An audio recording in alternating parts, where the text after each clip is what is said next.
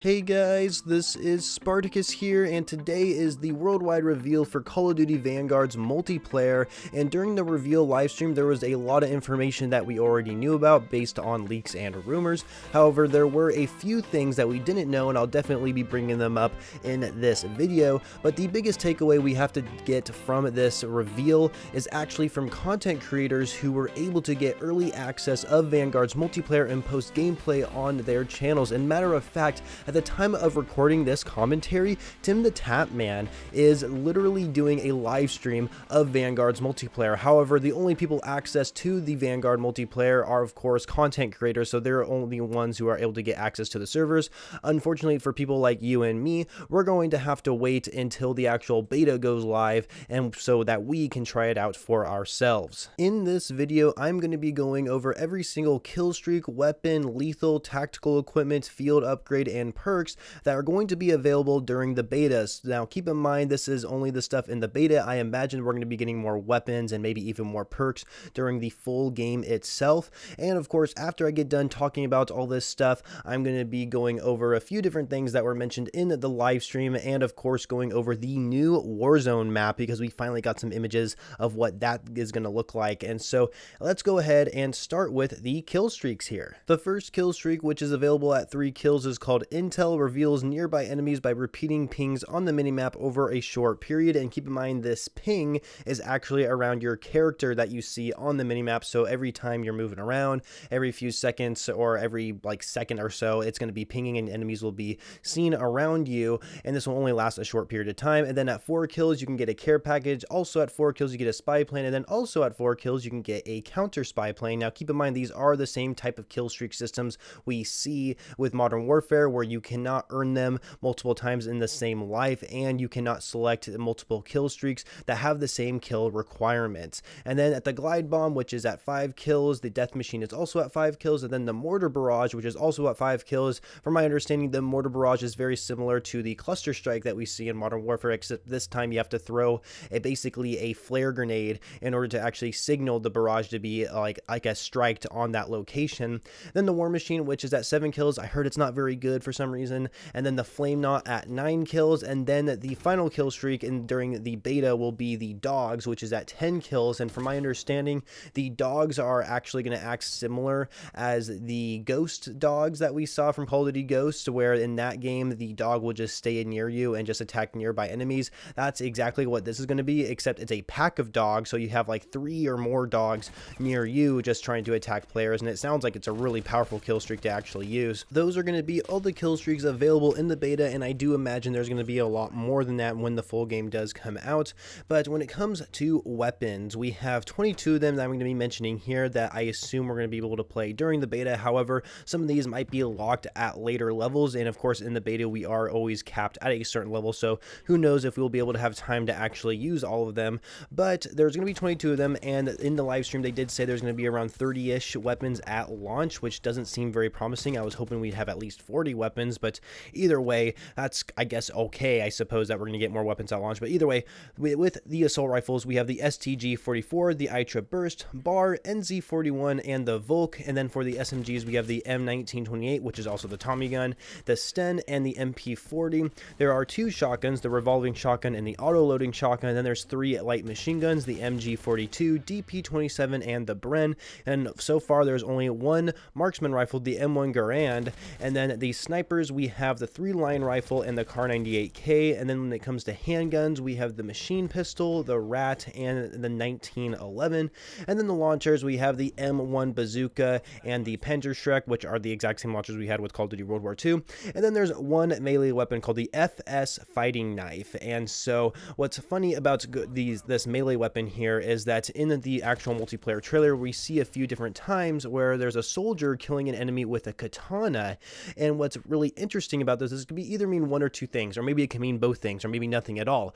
But seeing this katana, this guy killing an enemy with a katana, it looks like it's a finishing move. So it's very possible that in the full game, we're going to be able to unlock different finishing moves, and one of them could be this katana finishing move, which will be awesome. Or it could mean that we're actually getting a katana melee weapon during the launch of the game, if not during Season 1 when the game is already out. So we'll just have to wait and see there. Now it's time to go over the different types of equipment we have here, starting with the lethal lethals, we have the frag grenade, the gammon bomb, the Molotov cocktail, the demolition charge, thermite, and the throwing knife. Now, to go over the gammon bomb really fast, from my understanding, this is like an impact grenade, so it explodes as soon as it hits a surface, but it only does 60% damage to enemies, so you're not able to get a one-hit kill on an enemy if they have full health. Maybe if you're playing hardcore, you could probably get a full kill, but yeah, not sure how useful that's going to be. And then, of course, a demolition charge is also similar to a satchel or a C4, in case you guys didn't know that. And then the tacticals, we have smoke grenades, stun grenades, gas grenades, a stim shot is returning, which is awesome,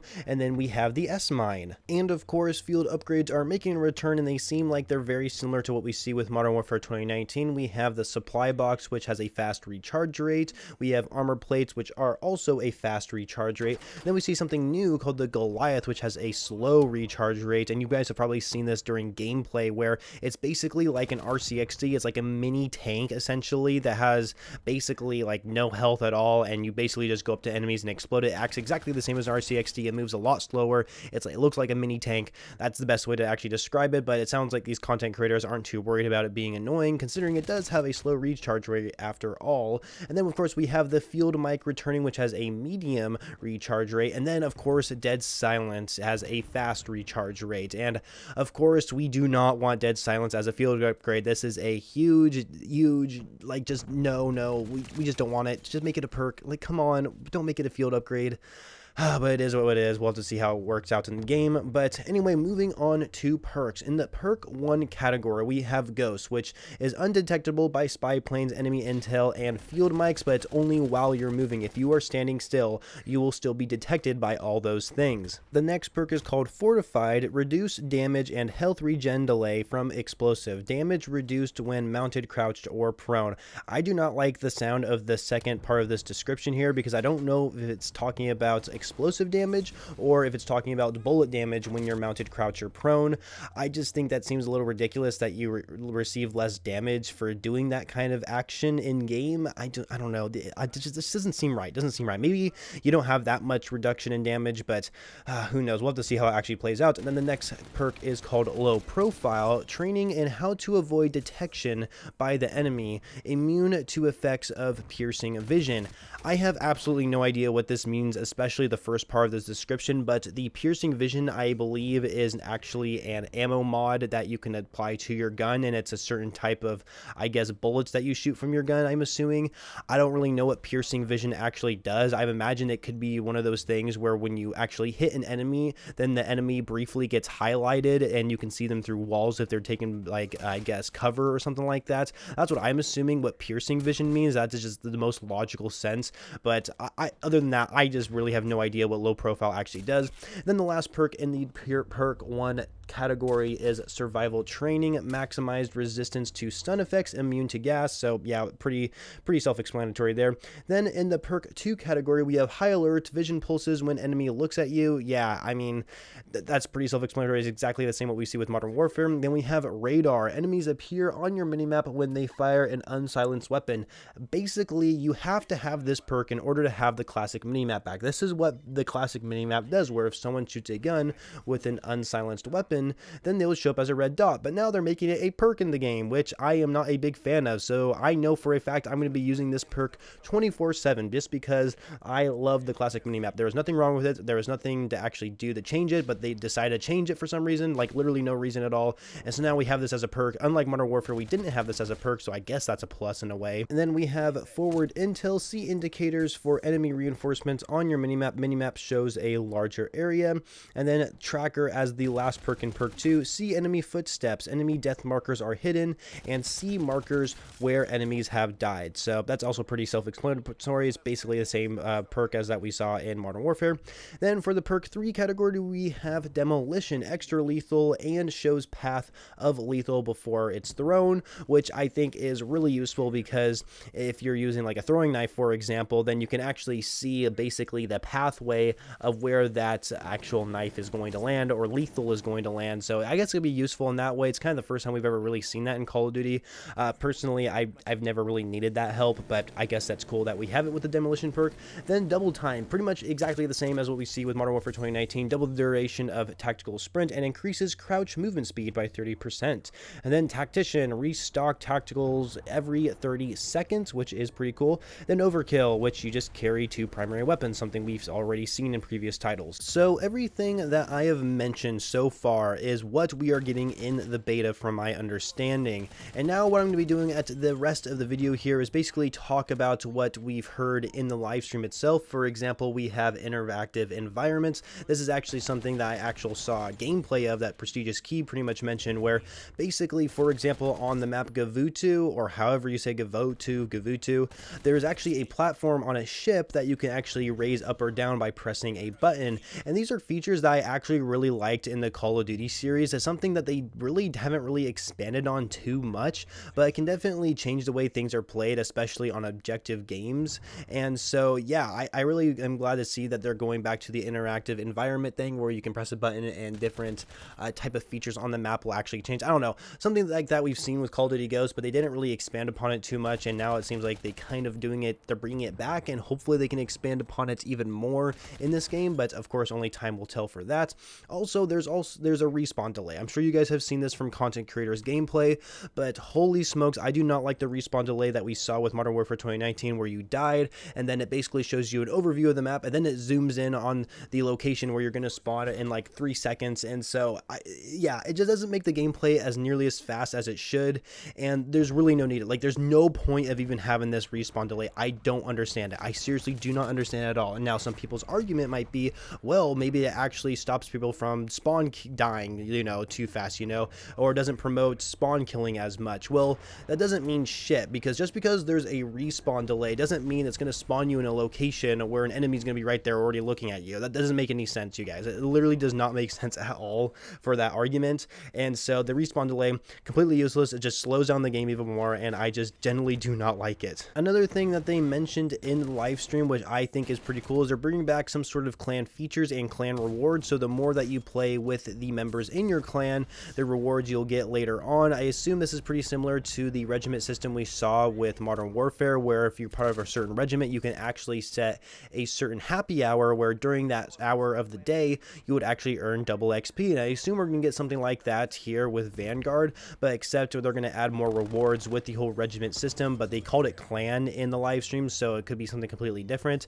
And this is something that I wish Call of Duty would stick with every single year, but they always bring it up once in a while with like Call of Duty Ghosts and other previous titles, but they never really like incentivize people to actually create clans and be a part of one so you can earn rewards. And so it'd be really cool if they actually do add really cool rewards for being part of clans. And then another thing they mentioned, which I think is really cool, I mean, we'll have to wait and see what it actually is, but they have specific operator challenges. This is something we kind of see already with Call of Duty, where in Black Ops Cold War and with Modern Warfare, where with specific operators, if you complete the different tiers of challenges, you can actually unlock stickers, calling cards, and of course eventually an outfit for that character. I assume this is the same thing that they're talking about, but maybe they're expanding it a little bit more, where each operator actually has unique challenges for that operator specifically, and then maybe you can actually get a lot better rewards other than just calling card stickers and maybe even some basic looking outfits. Of course, the battle pass usually gives you challenges that give you better outfits, and so that's probably what they're talking about. I doubt it's going to be anything even more than that, but I really hope they do expand upon it and give us better rewards for these challenges for each operator. And then of course, another thing that I've noticed when watching gameplay of content creators posting it on YouTube is it looks like the elimination / death ratio is returning. We're not getting a true KD. So basically what we see with Black Ops 4 and Black Ops Cold War, every kill and assist counts as an elimination, and they don't really keep track of your actual kills. And so you could basically get 0 kills and only get assists, but they would count, I guess, as quote-unquote kills or eliminations to be on your ratio, your kill-death ratio. And so I don't like this feature. This is something that Modern Warfare, I think, did right. I like how it actually counts your kills and assist and, of course, your deaths, but instead it's counting your kills and assists to be as one, which is going to be eliminations, and that's something I just for some reason do not like. And of course, the final thing we're going to be talking about is Warzone. And so we finally got a teaser of what the new Warzone map is going to look like, and my goodness, you guys, this map looks so good. It looks way better than Verdansk. Verdansk is probably the most boring map I have literally ever played in a battle royale game. It is like every single building is basically copy and paste in every single location. There isn't really anywhere unique about playing Verdansk. I mean, obviously the 84 version of Verdansk is a little bit more interactive, and it seems more colorful, and it seems more, like, I guess, unique in each area you go to compared to the original Verdansk we got. But this is actually a brand new map. It's not a reskin of Verdansk. It's a brand new map, and it's like a Pacific island that we're on, and it just looks incredible based on the images they showed us during the live stream. And holy smokes, you guys, I cannot wait to play on this map. It just looks so freaking good. And there was a rumor that we don't know for sure, so take this with a pinch of salt, you guys, but there may actually be animals on the map. Like, for example, in the water there could actually be sharks, and it would actually basically promotes people to not camp underwater as nearly as much, because if you're in there for too long, then a shark could come up and attack you. And I think there's even monkeys that can attack you too, from what I've heard. But take this with just a pinch of salt, you guys. We don't actually know if this is going to be coming to Warzone itself. It will be awesome if we had NPCs like that come to the game, but I don't know if it actually will. Either way, the map itself does look really good, and I cannot wait to actually try it out whenever it actually launches, because they didn't give us a date when it's going to happen. And of course, we do have a new anti-cheat coming with PC